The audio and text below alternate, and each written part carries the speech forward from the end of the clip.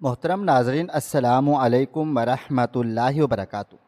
Puncture کی دکان پر کام کرتا ہوا مدثر جب بھی استاد سے مار کھاتا تھا، دور سگنل پر کھڑے ہوئے مجھ کو اس غریب پر ترس آتا تھا۔ معلوم نہیں کون ظالم تھا جس کا پھول یوں 100 روپے کی دہاڑی کے لیے روز پٹتا تھا۔ میں ٹریفک پولیس کا سپاہی تھا، شادی کو 15 سال ہو چکے تھے، مگر خدا نے اب تک ہمارے آنگن میں پھول نہیں کھلائے تھے۔ ایک روز میں پنکچر لگوانے دکان پر پہنچا تو وہاں پر بیٹھے ہوئے اوباش لوگ مدثر کو ایک رات کے لیے ساتھ لے جانے کے لیے اس کے استاد سے سودا کر رہے تھے۔ یہ دیکھ کر میرا خون غصے سے کھول اٹھا اور میں پولیس وردی پہنے کمرے سے باہر آیا تو اماں کی چنگھاڑتی ہوئی آواز میرے کان کے پردوں سے جا ٹکرائی تھی۔ اس بانجھ عورت کو اس کی ماں کے گھر چھوڑ کر آؤ۔ میری آنکھیں ترس گئی ہیں اپنے پوتا پوتی دیکھنے کے لیے۔ 15 سال ہو گئے ہیں تمہاری شادی کو، کب میں اپنے گھر میں بچے کھیلتے ہوئے دیکھوں گی؟ اپنی ماں کی بات سن کر میں نے ٹھنڈی سانس بھری تھی۔ نظر گھما کر دیکھا تو میری بیوی کچن میں اداس کھڑی ہوئی تھی۔ یہ ہر روز کا معمول تھا۔ اماں میرے بچے دیکھنا چاہتی تھی، لیکن میری بیوی میں مسئلہ تھا، وہ ماں نہیں بن سکتی تھی۔ میں نے گہری سانس لی تھی اور اپنے قدم کچن کی طرف بڑھائے تھے۔ مجھے میری بیوی بہت عزیز تھی۔ اگر میں ماں سے محبت کرتا تھا تو اپنی بیوی کو بھی اہمیت دینا ضروری سمجھتا تھا۔ وہ میرے ہر دکھ درد سکھ کی ساتھی تھی۔ میں کچن میں داخل ہوا تو مجھے دیکھتے ہوئے بولی، آپ کام پر جاؤ، اماں نے اگر آپ کو میرے ساتھ کھڑا دیکھ لیا تو بے وجہ غصہ ہوں گی اور پورا دن برباد ہو جائے گا۔ جبکہ میں اس کے کندھے پر ہاتھ رکھتے ہوئے بولا، تم اپنے کمرے میں چلی جاؤ، اماں نے ناشتہ کر لیا ہے، بس دوپہر کا کھانا یاد سے دے دینا اور مجھے معاف کرنا، میں اماں کے منہ نہیں لگ سکتا۔ جبکہ وہ فوراً بولی، خدا نہ کرے کبھی ایسی نوبت آ جائے، بس انہیں آپ سمجھایا کریں کہ اس طرح سے مت بولیں، میرا دل دکھتا ہے۔ اس کی آنکھوں میں آنسو آ گئے تھے، جبکہ میں نظریں چرا کر کچن سے باہر کو آ گیا تھا۔ میں اماں کو کچھ بھی نہیں کہہ سکتا تھا اور یہ بات میں کبھی اپنی بیوی کو سمجھا ہی نہیں پایا۔ میں برآمدے میں داخل ہوا تو وہ مجھے دیکھتے ہوئے نہایت سخت لہجے میں بولی، کر رہے اپنی بیوی کی غلامی، اب جاؤ ملک کی غلامی کر لو۔ ان کا درشت لہجہ نہ جانے کیوں مجھے آج برا لگا تھا۔ میں بے اختیار بولا کہ میں ملک کی غلامی نہیں کرتا بلکہ اپنے ملک کی حفاظت کرتا ہوں، اور خدا کے لیے اپنی زبان کو سنبھال کر استعمال کریں۔ آپ کی زبان سے کس کو کیا تکلیف پہنچ رہی ہے، کبھی اس کے بارے میں بھی تو سوچیں نا۔ جبکہ وہ مجھے گالیاں نکالتے ہوئے اپنے کمرے کی طرف بڑھ گئی تھی۔ میں نے سر جھٹکا تھا اور باہر کی طرف بڑھ گیا تھا۔ میں ٹریفک پولیس افسر تھا، ڈیوٹی کا وقت ہو چکا تھا۔ میں سیدھا اپنی جگہ پر پہنچ گیا۔ وہاں جاتے ہی میں نے اپنی جگہ سنبھال لی تھی۔ پہلے سے موجود افسر مجھے سلام کر کے اپنے گھر کی طرف روانہ ہو گیا تھا۔ ابھی مجھے وہاں کھڑے کچھ دیر ہی ہوئی تھی جب اچانک میری نظر سامنے موجود دکان پر گئی تھی۔ میرا دل ایک بار پھر سے اداس ہو گیا تھا۔ گھر میں ہوتی اذیت کے بعد اپنے سامنے ہوتی اذیت کو دیکھ نہ جانے کیوں مجھے ہر روز افسوس ہوتا تھا، لیکن میں کچھ نہیں کر سکتا تھا۔ سامنے ایک 8 سال کے بچے کو اس کا مالک بری طرح سے مار پیٹ رہا تھا، تھپڑ پر تھپڑ مارے جا رہا تھا۔ اتنا چھوٹا بچہ اور پنکچر کی دکان پر۔ میں حیران رہ جاتا۔ کئی بار دل میں خواہش پیدا ہوئی کہ جا کر پوچھوں، بیٹا تم یہ کام کیوں کرتے ہو؟ لیکن ہمیں اختیار نہیں تھا۔ اس پنکچر کی دکان کے مالک کی بڑے صاحب سے بہت اچھی سلام دعا تھی۔ ہر مہینہ وہ انہیں بھتہ دیتا تھا، جس کی وجہ سے اس کی دکان پر ہونے والا کسی بھی قسم کا کام ہو ہم کچھ کہہ نہیں سکتے تھے۔ بعض اوقات وہ ہمارے سامنے ہی شراب پی رہا ہوتا تھا، اس کے باوجود ہم اپنی نظریں گھما لیتے تھے۔ ہمارے ہاتھ بھی بندھے ہوئے تھے۔ اکثر لوگ کہتے ہیں پولیس افسر کچھ نہیں کرتے، لیکن وہ لوگ یہ بات کبھی نہیں سمجھتے کہ انہیں پولیس افسر کے اوپر بھی کچھ بڑے افسر ہوتے ہیں جو ان کے ہاتھوں کو باندھ دیتے ہیں، ان کی زبانوں کو کاٹ دیتے ہیں۔ آنکھیں ہوتی ہیں، کان ہوتے ہیں، مگر زبان نہیں ہوتی، ہاتھ نہیں ہوتی، جس کے ذریعے ہم آگے مسئلے حل کر سکیں۔ میں نے اپنی نظریں پھیر لی تھیں۔ ایک معصوم بچے کے ساتھ ہوتا ہوا ظلم مجھ سے ہرگز برداشت نہیں ہو رہا تھا۔ وقت دھیرے دھیرے گزرتا چلا جا رہا تھا۔ شام کے وقت میں سیدھا اپنی چوکی پر چلا گیا تھا۔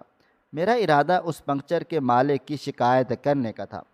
ایک چھوٹے معصوم بچے کے ساتھ ہوتا یہ ظلم مجھ سے برداشت نہیں ہوتا تھا۔ میں نے جیسے ہی شکایت درج کی، افسر نے ایک گھوری مجھے نوازی تھی اور مجھے دیکھتے ہوئے بولا، تم ٹریفک پولیس افسر ہو، بہتر ہوگا اپنے کام پر دھیان دو۔ وہاں کیا ہو رہا ہے تمہیں اس پر دھیان دینے کی ضرورت نہیں ہے، اور اگر زیادہ ہی مسئلے مسائل تمہیں پیدا ہو رہے ہیں تو یہ جاب چھوڑ دو، کہیں اور جا کر اپلائی کر لو۔ زندگی عذاب کی ہوئی ہے۔ تم سب نے انسان اپنے کام پر توجہ دے، لیکن نہیں، ادھر ادھر دیکھنا تم سب زیادہ ضروری سمجھتے ہو۔ مجھے معلوم تھا یہ زبان پیسے کی زبان بول رہی ہے۔ اگر اس جگہ پیسہ نہ ہوتا تو یہی افسر اس پنکچر کے مالک کی چمڑی ادھیڑ دیتا۔ میں نے خاموشی سے اپنا راستہ ناپ لیا تھا۔ میں بے وجہ کسی کے معاملے میں دخل اندازی کر کے اپنی زندگی مشکل نہیں بنانا چاہتا تھا۔ مختصر مسافت طے کر کے میں گھر پہنچا تو گھر میں ایک جنگ کا میدان سجا ہوا تھا۔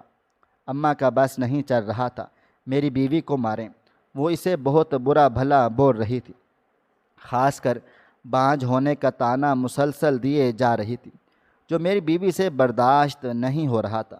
وہ یکدم پھٹ پڑی، بس کر دیں آپ نے کون سی 10-12 اولادیں جنی ہیں، آپ کی تو بھی بس ایک ہی اولاد ہے، آپ کیوں میرے پیچھے لگ گئی ہیں؟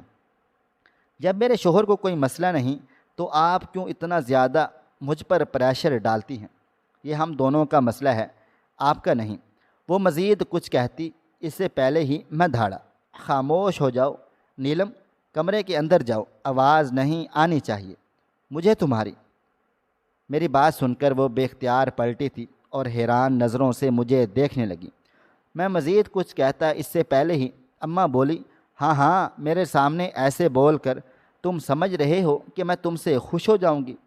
تم بھی اسی کی طرح ہی ہو، یہ تمہاری ہی زبان بول رہی ہے، جاؤ تم بھی یہاں سے۔ وہ وقت دور نہیں جب میں تمہیں تمہاری اصلیت دکھا دوں گی۔ نیلم، جب کہ میں اپنی ماں کی طرف بڑھا تھا، لیکن وہ مزید مجھے سنا کر کمرے میں جا چکی تھی۔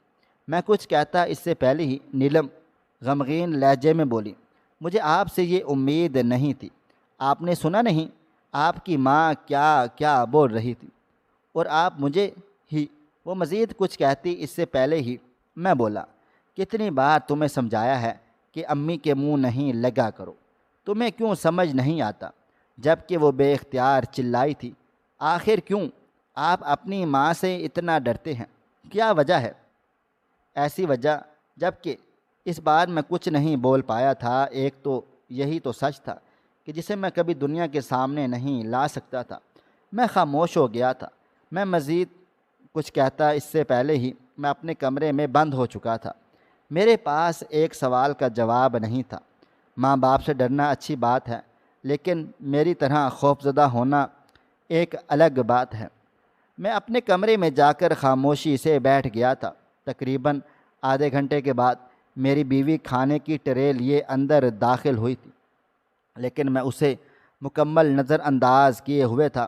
وہ قدم بقدم چلتی ہوئی میرے پاس آ گئی تھی اور میرے قریب بیٹھتے ہوئے بولی، کیا ہو گیا ہے آپ کو؟ آپ کیوں اس طرح سے برتاؤ کرتے ہیں؟ بعض اوقات ایسا لگتا ہے جیسے کوئی راز ہے جو آپ نے اور آپ کی ماں نے مجھ سے چھپایا ہوا ہے۔ بولے نا، کیا بات ہے؟ میں آپ کی بیوی ہوں، ہماری شادی کو 15 سال ہو چکے ہیں۔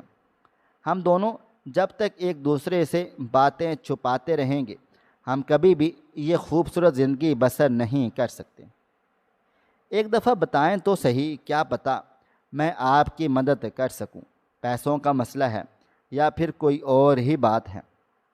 جب کہ میں کچھ نہیں بول پایا تھا، وہ نہ جانے کیا کچھ میرے سامنے بولے جا رہی تھی، لیکن میرے پاس کسی ایک بات کا بھی جواب موجود نہیں تھا۔ روڈ پر چلنے والا ہر شخص خوش نہیں ہوتا، اور اس کی جیتی جاگتی مثال میں تھا۔ میرے اندر کتنیاں کہانیاں تھیں، یہ آج تک کسی کو معلوم ہی نہ ہو سکی، اور نہ ہی میں نے کبھی کسی کو ہونے دی۔ پوری رات میں گمسم بیٹھا بس دیواروں کو ہی تکتا جا رہا تھا۔ اماں نے صاف کہہ دیا تھا کہ وہ دن دور نہیں جب میں تمہاری حقیقت بتاؤں گی، اور یہ الفاظ میری روح جھنجھوڑ گئے تھے۔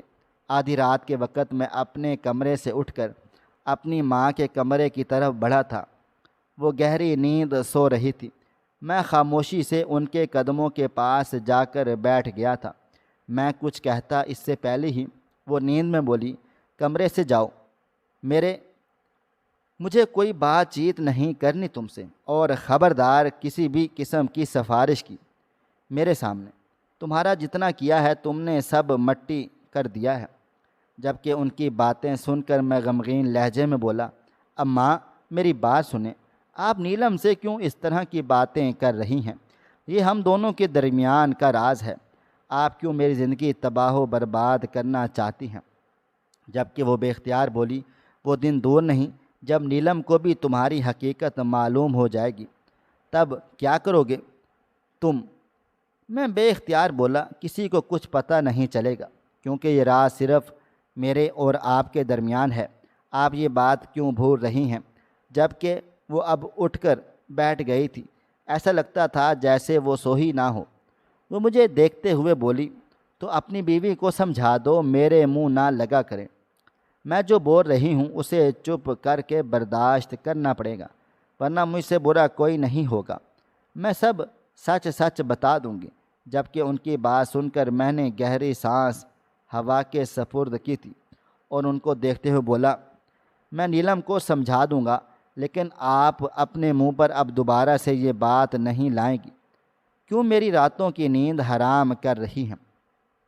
اگر میری رات کی نیندیں حرام ہو گئیں تو صبح میں جاب پر نہیں جا پاؤں گا، اور اگلے دن میری حاضری نہیں لگے گی۔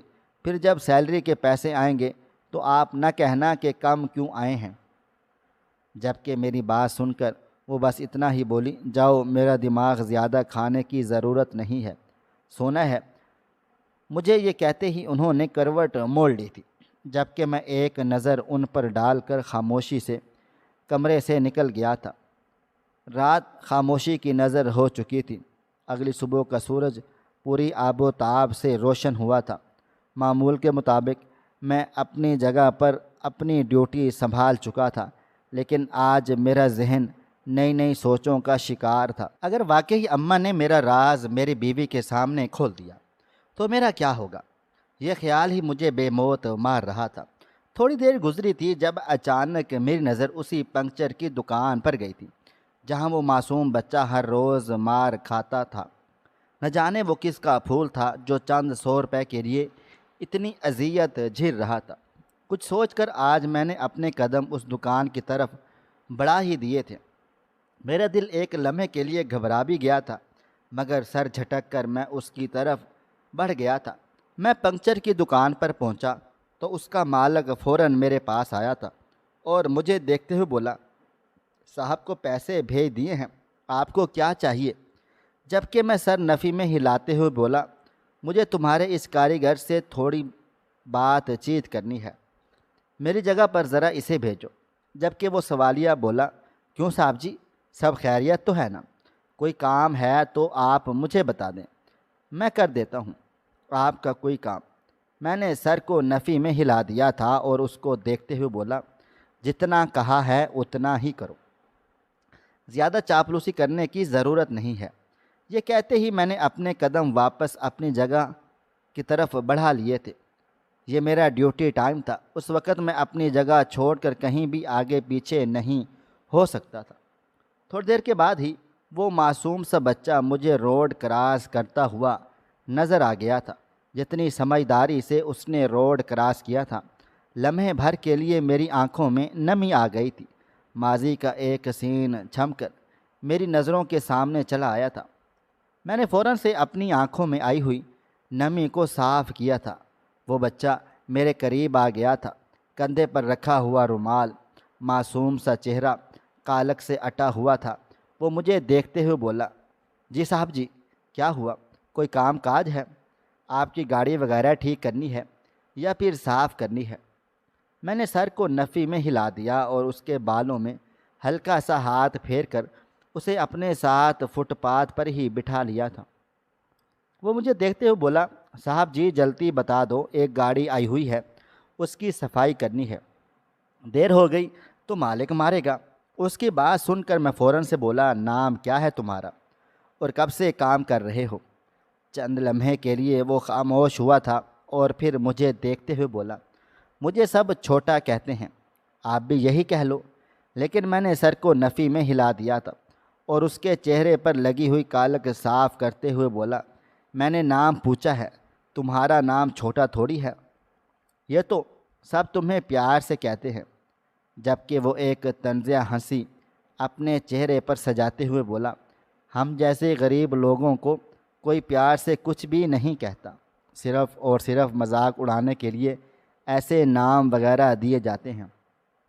میرا نام مدثر ہے، میری اماں کو بہت پسند تھا یہ نام۔ تھا لفظ پر میں چونکا تھا اور اس کو دیکھتے ہوئے بولا، کیوں، تمہاری اماں اب کہاں چلی گئی؟ چند لمحے وہ خاموش رہا اور پھر آسمان کی طرف دیکھتے ہوئے بولا، اللہ کے پاس چلی گئی، مجھے اس ظالم دنیا کے آسرے چھوڑ کر۔ وہ بچہ کافی دکھی معلوم ہو رہا تھا۔ میں کچھ کہتا اس سے پہلے ہی ایک ملازم بھاگتا ہوا چلا آیا، ہمارے پاس آ گیا اور مدثر کو دیکھتے ہوئے بولا، مالک تمہیں بلا رہے ہیں، ڈلیوری کا ٹائم نکلتا جا رہا ہے، جلدی سے آ کر صفائی ستھرائی کرو۔ یہ سننا تھا کہ مدثر ایک لمحہ نہیں ٹھہرا تھا، وہ فوراً ہی دکان کی طرف بھاگ گیا تھا۔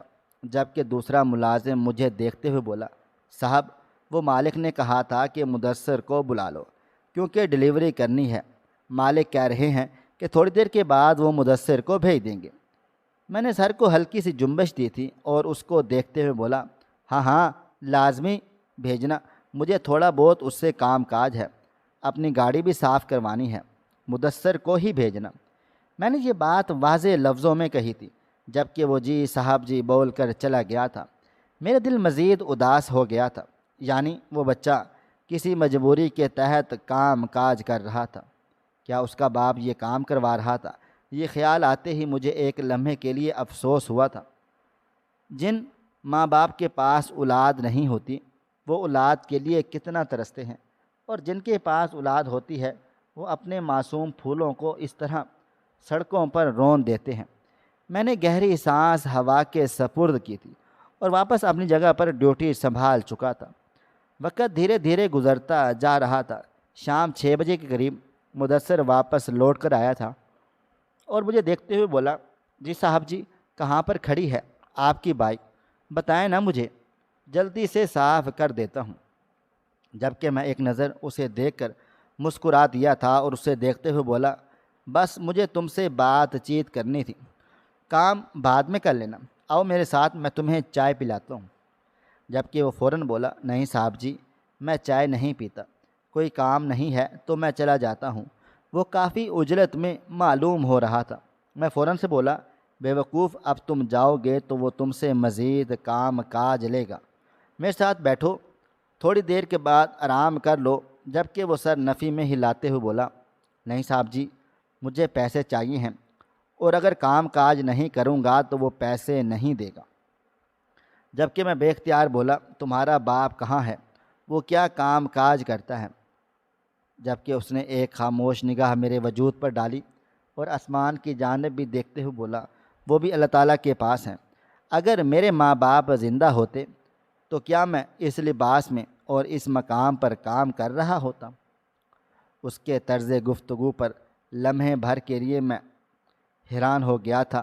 وہ مجھے دیکھتے ہوئے بولا، اب جا رہا ہوں صاحب، زیادہ کام کروں گا تو زیادہ پیسے ملیں گے، خدا حافظ۔ یہ کہتے ہی وہ دوبارہ دکان کی طرف بھاگ گیا تھا، جبکہ میرا پورا وجود زلزلوں کی زد میں آ چکا تھا۔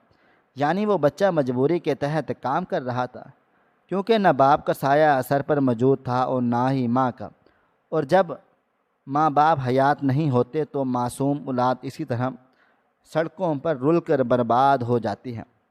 کافی دیر تک میں مدثر کو دیکھتا رہا تھا اور پھر سر جھٹک کر اپنے کام میں مشغول ہو گیا تھا۔ وقت کی رفتار نہ کبھی تھم پائی ہے اور نہ ہی کبھی تھم پائے گی۔ میں ہر روز اسے سگنل پر کھڑا ہوا کر مدثر کو دیکھتا۔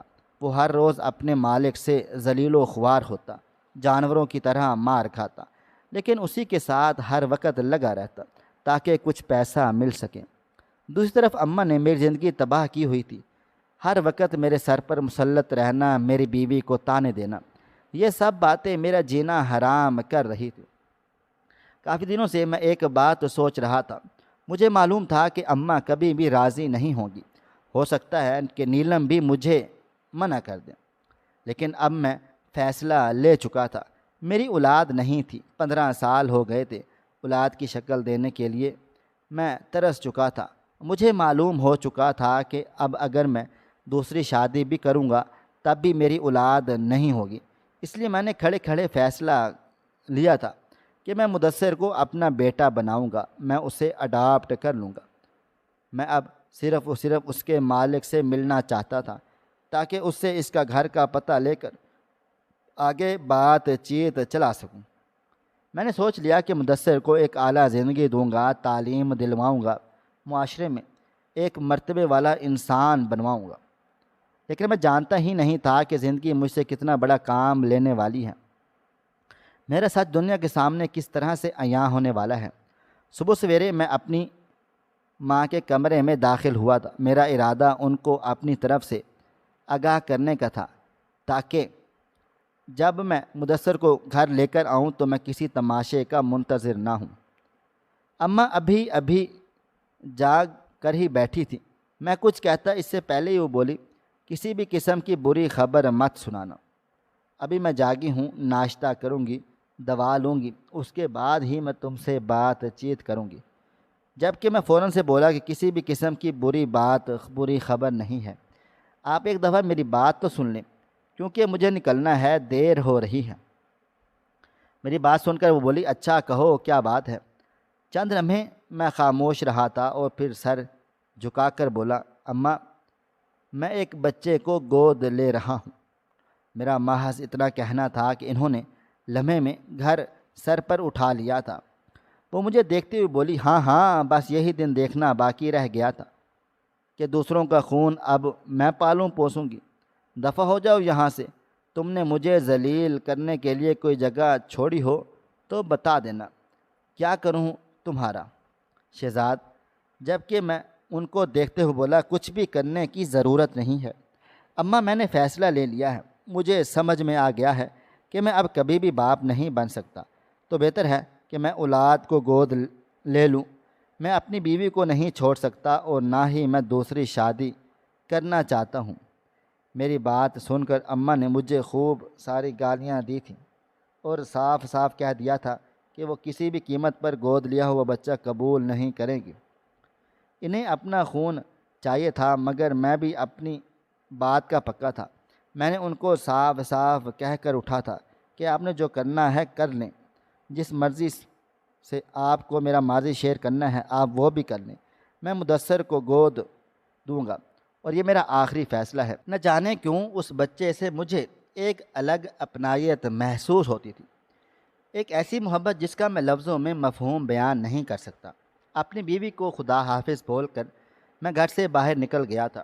میں نے اسے اس بات کے لیے بالکل بھی آگاہ نہیں کیا تھا کہ میں اولاد گود لے رہا ہوں، کیونکہ کہیں حد تک مجھے معلوم تھا کہ میری اماں کی طرح اس کی بھی یہی سوچ تھی کہ میری اپنی اولاد وہ بھی لے پالک اولاد نہیں لینا چاہتی تھی۔ میں سگنل پر پہنچا تو میری نگاہ پنکچر کی دکان پر گئی تھی۔ معمول کی طرح آج بھی وہ ظالم مدثر کو مار رہا تھا۔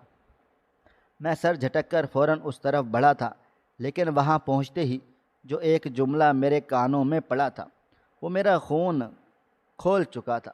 وہاں پر 3 اوباش لڑکے بیٹھے ہوئے تھے اور پنکچر کی دکان کے مالک سے بات چیت کر رہے تھے کہ وہ مدثر انہیں دے دیں تاکہ ایک رات وہ عیاشی کر سکے۔ یہ الفاظ نہیں گویا خنجر تھے، اور مدثر شاید کم عمری میں اتنا سمجھدار ہو گیا تھا کہ وہ ان باتوں کا مطلب جان چکا تھا۔ اس لیے اس نے بدتمیزی کی تھی جس کی وجہ سے اس کا مالک اسے مار پیٹ رہا تھا۔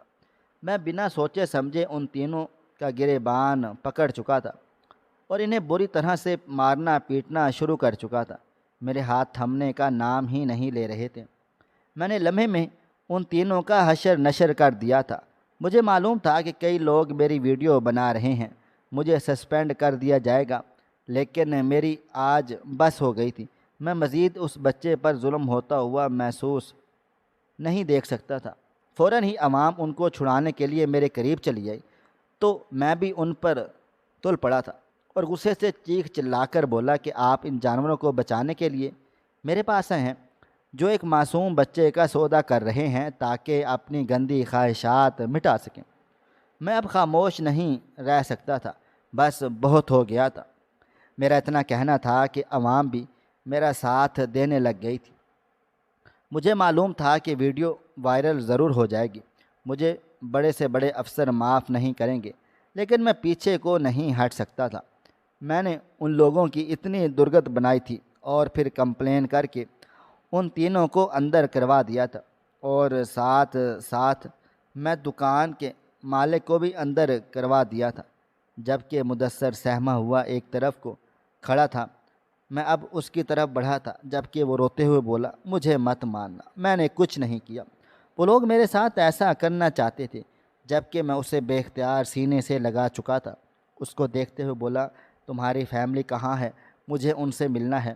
تم کس کے ساتھ رہتے ہو؟ جب کہ وہ روتے ہوئے بولا، میں چاچو کے ساتھ رہتا ہوں، وہ مجھے بہت ماریں گے اگر انہیں پتہ چل گیا کہ میں اس کا ہاتھ تھام کر بولا، تمہارے چاچو سے ملاقات کرتے ہیں۔ یہ کہتے ہی میں اس کے ساتھ اس کے گھر کی طرف بڑھ گیا تھا، لیکن میں نہیں جانتا تھا کہ آج میری زندگی کا کتنا بڑا سچ میرے سامنے آنے والا تھا۔ ایک لمبی مسافت طے کر کے میں غریب علاقے میں پہنچ گیا تھا، لیکن مدثر جب مجھے ایک دروازے کے پاس لے کر پہنچا اور اس دروازے کو دیکھتے ہوئے اس نے کہا کہ یہ میرا گھر ہے، یہاں میں رہتا ہوں۔ اگلے لمحہ میرے لیے موت کے جیسا تھا۔ میں نے زندگی میں 20 سال کی عمر میں شدید ترین محبت کی تھی۔ ایک لڑکی کے لیے میں مر مٹنے کو تیار ہو گیا تھا، اور اس نے بے وفائی کر کے مجھے چھوڑ دیا تھا۔ اس کے بعد میں ایسے کاموں میں ملوث ہو گیا تھا جس کا اب میں یہاں پر ذکر بھی نہیں کر سکتا۔ میں اچھائی برائی چھوڑ کر کہ راغب ہو گیا۔ ہر کام برا کرنا میں نے اپنا پسندیدہ مشغلہ بنا لیا۔ میرے خلاف FIR درج ہو گئی تھی۔ 4 سال میں قید میں بند رہا تھا۔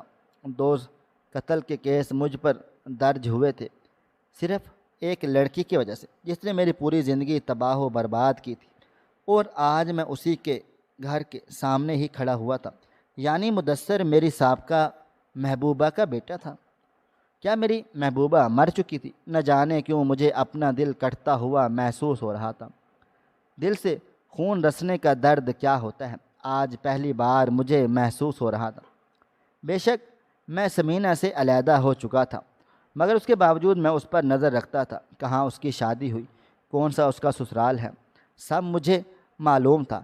لیکن جب اماں نے میری شادی کروائی تو میں سب کچھ بھول گیا تھا اور اپنی بیوی کے ساتھ آگے بڑھ چکا تھا۔ اس وجہ سے مجھے کبھی بھی معلوم نہ ہوا کہ سمینہ کی زندگی میں آگے چل کر کیا کچھ ہوا ہے۔ میں اس کے ساتھ گھر کے اندر داخل ہوا تو میری نگاہ بے اختیار ایک چیز پر چلی گئی تھی، اور وہ ایک طرف اس کے شوہر اور بیٹے کے ساتھ لگی ہوئی تھی۔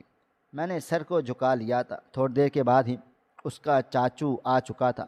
مدثر کو اڈاپٹ کرنے کے لیے میں نے ایک بہت بڑی رقم ان کے سامنے رکھی تھی۔ انہیں بھلا کیا اعتراض ہو سکتا تھا؟ ویسے بھی مدثر ان کے لیے بوجھ تھا۔ لمحے بھر کے لیے میرے دل میں خیال آیا کہ میں کیوں اس کا بچہ اڈاپٹ کروں، کیوں میں اسے ایک اچھی زندگی دوں۔ اس نے بھی تو میری زندگی تباہ و برباد کی تھی۔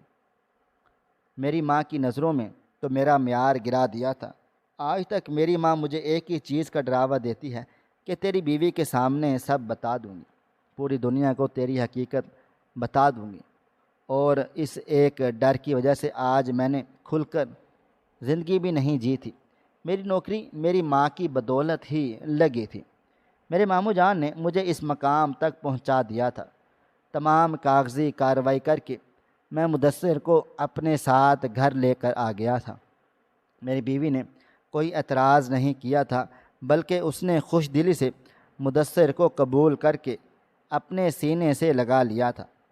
اب ماں خوب لڑی تھی، مگر مدثر اتنا معصوم اور اتنا پیارا تھا، بھلا وہ کب تک لڑائی کرتی۔ انہیں ایک بچہ چاہیے تھا جو انہیں دادی پکارتا، جو ان کے آنگن میں کھیلتا، کلکلاریاں مارتا پھرتا۔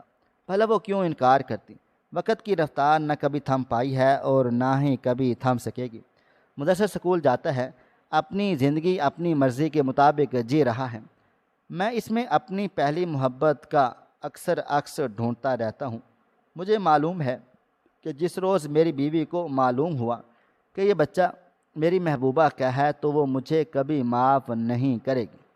لیکن میں نے سوچ لیا ہے کہ میں مر جاؤں گا، کبھی یہ حقیقت کسی کے سامنے نہیں آنے دوں گا۔ خدا اس طرح بھی مہربان ہو سکتا ہے، میں نے کبھی بھی نہیں سوچا تھا۔